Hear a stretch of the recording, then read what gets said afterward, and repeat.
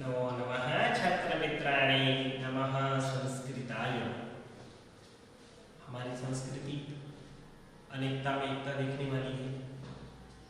चाहे सरहद का जवान हो या कोविड वॉरियर्स, डॉक्टर्स हो, नर्सेस हो, हम सारे भाई बहन, हम सारे देशवासी इस सिचुएशन के साथ लड़ते हुए, खुद को संभालते हुए हम दुनिया बदलने के लिए चले हैं। दुनिया का ये जो दौर है, ये ह्यूमन सिविलाइजेशन में सबसे एक अलग ही तरह का ये मोड़ है और इसी मोड़ पे हमें जैसे भी जम सके हम उसके साथ रहते हुए हम अभी आगे बढ़ रहे हैं।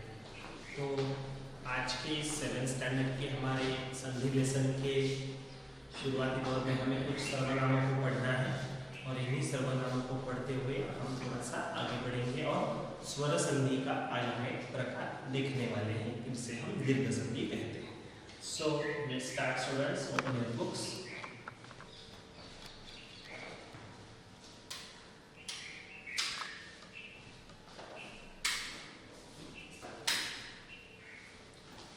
प्रश्नवाची सर्वनाम हमें सबसे पहले पढ़ना है।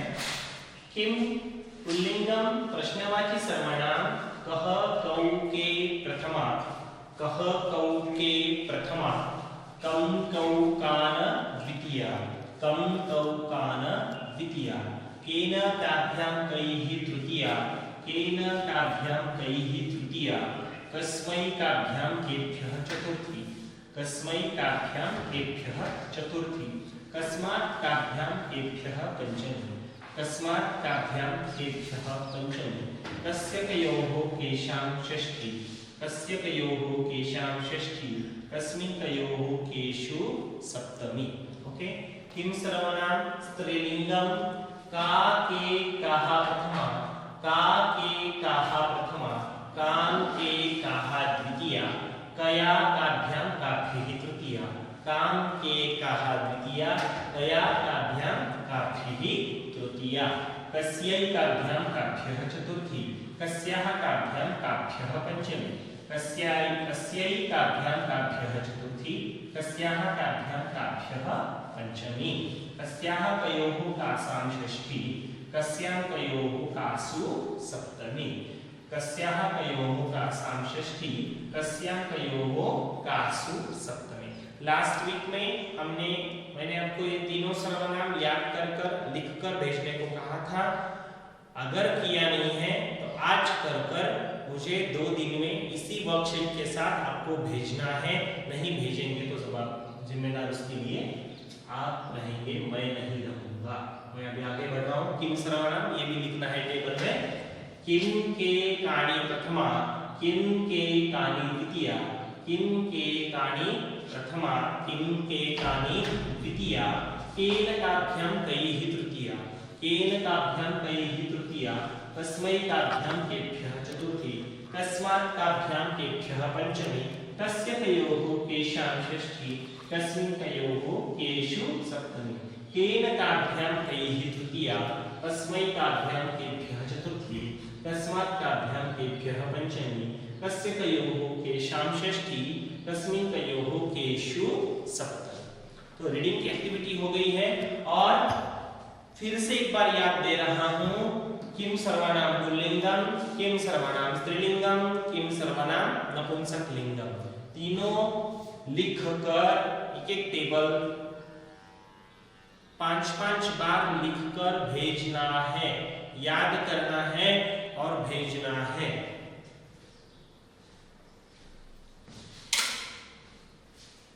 ठीक है, ये तीनों सर्वनाम के टेबल्स याद करने हैं, लिखने हैं और भेजने हैं।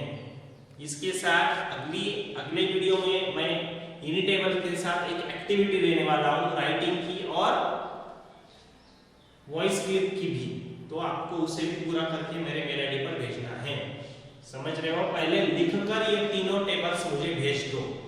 5-5 बार एक टेबल भेज दो लिखकर। ओके, मैं अभी आगे बढ़ रहा हूं। संधि का लेसन हमारा चल रहा है स्टूडेंट्स, आप भी जानते हो। और संधि के इस पाठ में हमें कुछ चीजें ठीक तरह से समझकर आगे बढ़नी होगी। अगर हम उसे नहीं समझेंगे तो बाद में हमारे लिए हार्ड होगा और आपको कुछ भी नहीं समझेगा तो हमें भी प्रॉब्लम होंगे। ओके, संधि, जब दो पदों के मेल से कोई नया विकार या शब्द उत्पन्न होता है हम उसे संधि कहते हैं। गज अधिक आननम गजाननम, लंका अधिक ईशः लंकेशः, स्वर अधिक ईशः स्वरेशः, गुण अधिक ईशः गुणेशः, विद्या अधिक आलयः विद्यालयः, छात्रः अधिक आलयः छात्रालयः। इस तरह से संधि के पद का विच्छेद यानी कि संधिस्थ पद को जब हम अलग अलग करते हैं तब हम उन्हें संधि का विच्छेद कहते हैं स्टूडेंट्स। देव अधिकालयः देवालयः, जो मूल रूप से देवालय शब्द है उसका हमने संधि का विच्छेद किया, देव अधिकालयः देवालयः। इस तरह से हम यहाँ पे देख सकते हैं विद्यालयः पद है तो इसका विच्छेद होगा विद्या आलयः विद्यालयः। इसे हम देख चुके हैं स्टूडेंट्स और हम स्वर संधि की व्याख्या भी देख चुके हैं। तो आपको ये तीनों प्रकार भी लिख लेने हैं। संधि 3 प्रकार की होती है, चलो नोटबुक्स में लिख लो अपने। संधि 3 प्रकार की होती है, स्वर संधि, व्यंजन संधि, विसर्ग संधि। संधि 3 प्रकार की होती है, स्वर संधि, व्यंजन संधि और विसर्ग संधि। लिख लो।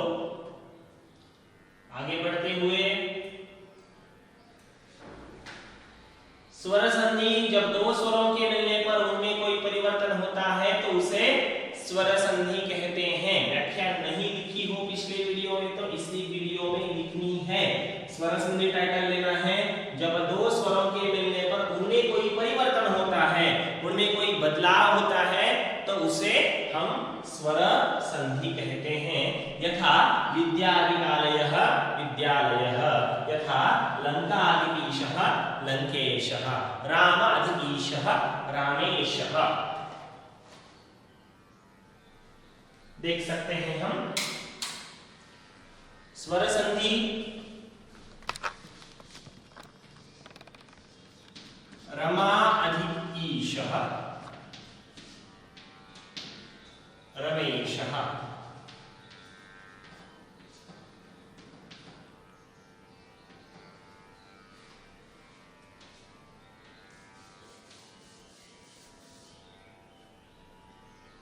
इस तरह से। यानी कि दो स्वरों के मेल से, यहां पर स्वर कौन सा है, आ है, और यहां पर स्वर कौन सा है, ई है। स्वर संधि के एक नियम के अनुसार आ के सामने यदि ई या दीर्घ ई आएगा तो उसका नियमानुसार ए करना आवश्यक होता है। तो इसी वजह से आदि इज इक्वल टू ए, इस तरह से यह उदाहरण होगा। स्वर संधि की व्याख्या आपने लिखी है कि जब दो स्वरों के मेल से कोई नया शब्द उत्पन्न होता है तो वह कौन सी संधि कहलाती है, तो वह स्वर संधि कहलाती है। ओके स्टूडेंट्स, लिख लो वक्त को बर्बाद ना करते हुए। हम देख सकते हैं कि यहाँ विद्यालय में आ और आ मिलाकर आ बन गया तथा लंकेश में आ और ई बनाकर ये बन गया। मैंने आपको बताया भी है। इसी तरह से यह स्वरों में परिवर्तन होता है। इधर देख सकते हैं हम स्टूडेंट्स, स्वरों में परिवर्तन इट मींस चेंज, बदलाव। ओके, चेंज होता है, परिवर्तन होता है। सिंपल लैंग्वेज में यदि सोचना हो तो हम इसे चेंज कह सकते हैं। चेंज किस तरह का है, यहाँ पे आ है, यहाँ पे ई है, लेकिन दोनों के बजाय कोई तीसरा ही आ रहा है ना, तो ये परिवर्तन हुआ है, तो ये बदलाव हुआ है। तो हम इसी परिवर्तन या इसी बदलाव को हम स्वर संधि ऐसे कहते हैं स्टूडेंट्स। समझ रहे हो मेरी बात? वाह, वेरी गुड। पिछले पार्ट में मैंने आपको कुछ चीजें लिख के दी थी, बोर्ड के इस साइड पर दी थी मैंने, और आ के सामने, हाँ वेरी गुड, और आ के सामने या आएगा तो उसका दीर्घ आ करना है, ई के सामने दीर्घ ई, ह्रस्व ई या दीर्घ ई आएगा तो उसका दीर्घ ई करना है, और उ के सामने उ आएगा तो या दीर्घ उ आएगा तो उसका उ करना है। अभी उसी के बारे में हमें थोड़ी सी जानकारी देखनी है कि वो आखिर है क्या।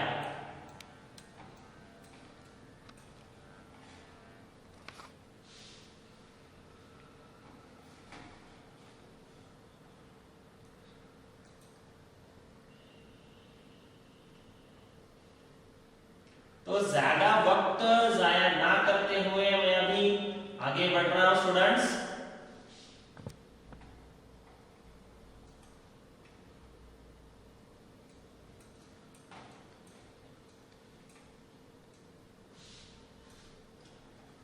आपके पास यदि आपके बुक्स ना हो तो निकाल लो बुक्स, निकाले नहीं हो तो। स्वर संधि हम व्याख्या तो समझ चुके हैं संधि की, बाद में स्वर संधि की भी व्याख्या समझ चुके हैं। जब दो स्वरों के मेल से कोई नया स्वर उत्पन्न होता है तो हम देख सकते हैं, है ना, जब दो स्वरों के मेल से कोई नया विकार या नया शब्द उत्पन्न होता है तो हम उसे स्वर संधि कहते हैं। आपको व्याख्या क्या दी गई है एक बार हम पढ़ लें। जब दो स्वरों के मिलने पर उनमें कोई परिवर्तन होता है तो उसे स्वर संधि कहते हैं, है ना। जब दो स्वर एक जगह पे आएंगे और उनमें कोई परिवर्तन होगा तो उसे हम क्या कहते हैं, उसे हम स्वर संधि कहते हैं। स्वर संधि के कुछ भेद या कुछ प्रकार हमें देखने हैं। स्वर संधि के प्रमुख भेद है, कौन कौन से हैं?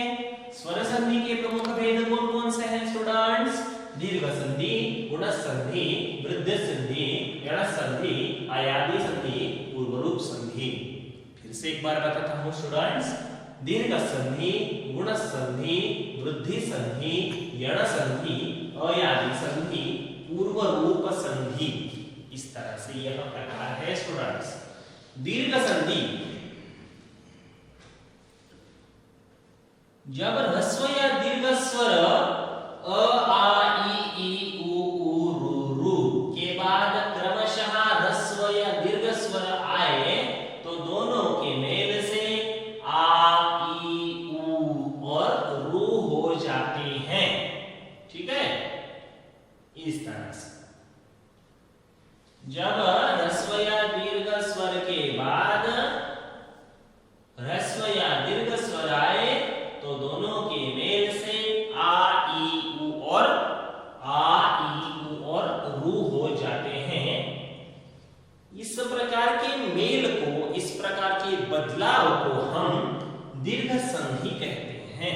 दीर्घ यानी कि दीर्घ अक्षर जो होता है, दो अक्षरों का मेल है, दो अक्षरों में इस पद के अंतिम वर्ण का स्वर और इस पद के आद्य वर्ण का स्वर, यानी कि अंतिम वर्ण द है और यहाँ पे अ है, इसमें अ स्वर है और इसमें भी अ स्वर है, तो दोनों का मिलाकर यहाँ पे क्या किया गया है स्टूडेंट्स? आ किया गया है। व्याख्या हम फिर से एक बार देख सकते हैं।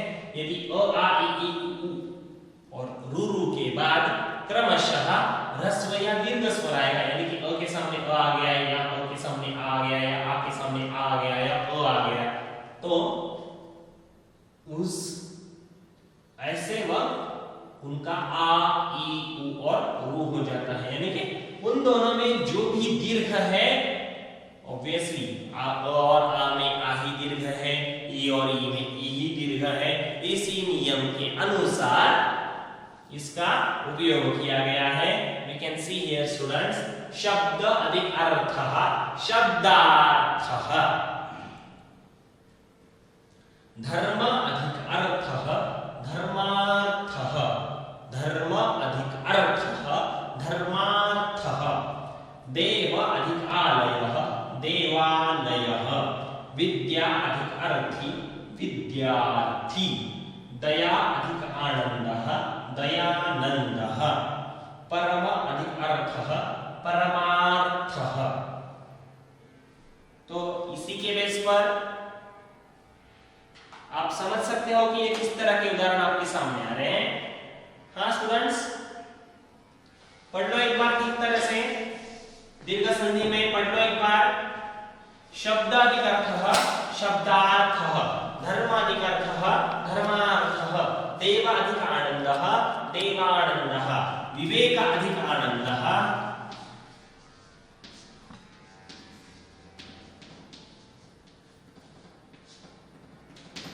इसका पूरा आप लिख कर भेजोगे, मैंने भेजने वाला अभी आपको कंप्लीट करना है और मुझे भेजना है।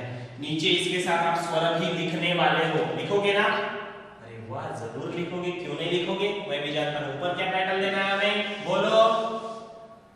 वेरी गुड, क्या टाइटल देना है? दीर्घ संधि।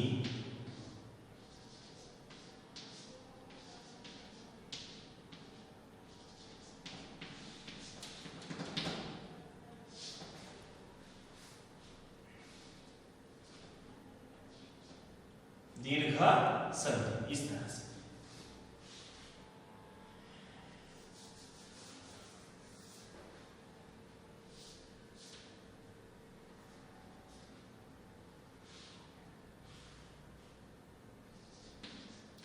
अश्व अधिक आलयः, इसका भी आंसर आप ही लिखकर भेजोगे स्वरों के साथ। ओके, मैं अभी आगे बढ़ रहा हूं स्टूडेंट्स, तो मैं अभी आगे बढ़ रहा हूं थोड़ा सा।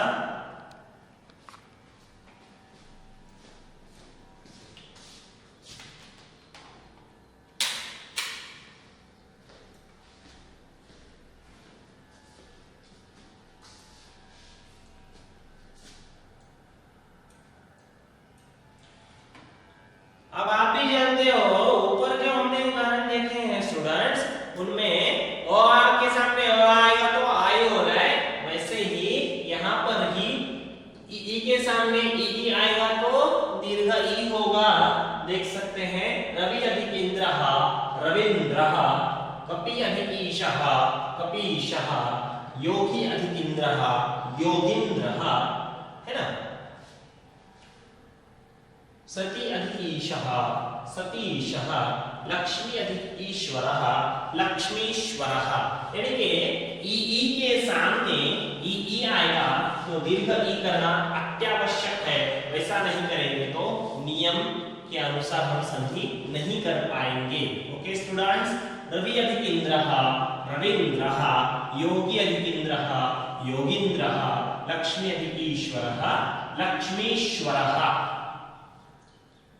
हाँ, तो एक बात आप सबको बोलनी है कि पहले क्या लिखना है। आज का राइटिंग वर्क मैं आपको बोल रहा हूं। मैंने आपको अभी अभी दीर्घ संधि के 2 उदाहरण लिखकर दिए हैं, उसको सॉल्व कर आप स्वरों के साथ सॉल्व कर मुझे आप भेजने वाले हो मेरे मेल आईडी पर क्लास वर्क में। और तो और हमने एकदम बिगिनिंग में स्वर संधि की व्याख्या लिखी है, स्वर संधि के प्रकार लिखे हैं, वो भी आप मुझे लिखकर भेजोगे ना? लिख रहे हो ना? हाँ लिख रहे हो, मैं जानता हूँ, वेरी गुड। आगे स्वर संधि के प्रमुख भेद जो है दीर्घ संधि, गुण संधि, वृद्धि संधि, है ना, यण संधि और अयादि संधि, और उसके बाद पूर्व रूप संधि। ये सारे प्रकार आप मुझे लिखकर भेजने वाले हो।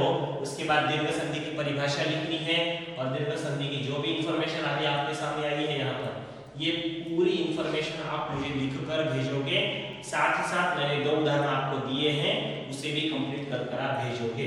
बाद में ई के सामने ई आने के बाद दीर्घ ई होता है, यह भी आप अभी समझ चुके होंगे। रवि इंद्रः रवींद्रः, कपि ईशः कपीशः, योगी इंद्रः योगींद्रः, सती ईशः सतीशः, लक्ष्मी ईश्वरः लक्ष्मीश्वरः। तो स्टूडेंट्स जल्दी इतना ही कहूंगा।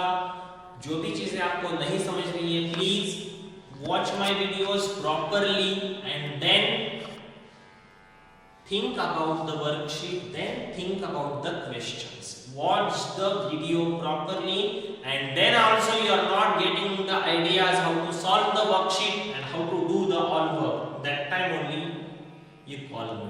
I will be with you to solve your problems. So like, comment and subscribe my channel, comment my videos, like my videos. धन्यवादाः, पुनर्मिलामः, जय हिंद।